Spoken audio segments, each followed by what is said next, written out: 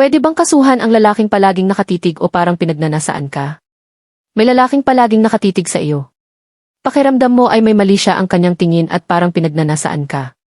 Ang tanong, pwede ba itong ireklamo o kasuhan? Ang sagot ay depende sa sitwasyon. Sa ilalim ng Safe Spaces Act o Anti-Bastos Law, ipinagbabawal ang iba't ibang uri ng gender-based sexual harassment sa mga pampublikong lugar, trabaho, paaralan at maging online. Hindi lahat ng pagtitig ay otomatikong paglabag sa batas. Ngunit kung ang pagtitig ay malinaw na may mali siya, paulit-ulit, nakakaabala, nakakatakot, o may kasamang ibang kilos na may sexual na kahulugan, maaari na itong maging batayan ng reklamo. Halimbawa, kung may kasamang pambabastos, catcalling, pagsipol, malaswang senyas, paglapit ng hindi ka nais-nais, o iba pang gawaing nagdudulot ng takot, pagkailang, o pagkapahiya sa biktima, maaari itong pumasok sa gender-based sexual harassment. Kapag napatunayan ang paglabag sa Anti-Bastos Law, maaaring patawan ng multa, community service, at sa mas mabibigat na kaso ay pagkakakulong, depende sa bigat ng paglabag at sa mga pangyayari ng kaso. Kung ang lalaki naman ay hindi lamang nakatitig kundi paulit-ulit ding sumusunod, nagmamatsyag, o nag-aabang sa iyo sa iba't ibang lugar, maaaring magkaroon ng iba pang posibleng paglabag depende sa ebidensya at sitwasyon.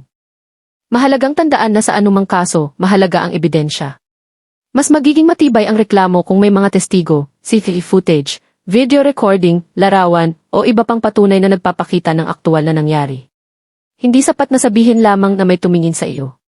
Kailangang maipakita na ang kilos ay may malisyosong layunin at nagdulot ng harassment, takot, o matinding pagkailang sa biktima. Kung sa tingin mo ay nababastos ka na o nakararanas ng harassment, maaari kang magsumbong sa barangay, sa pulisya, o sa mga otoridad na may jurisdiksyon sa lugar kung saan nangyari ang insidente.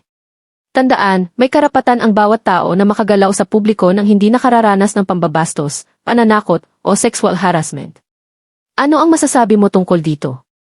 Sa tingin mo, sapat ba ang mga umiiral na batas laban sa ganitong uri ng panghaharas? Ibahagi ang iyong opinyon sa comment section.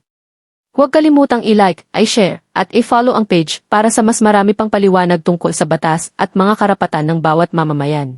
Mag-subscribe o mag-follow para sa higit pang tutorial tungkol dito.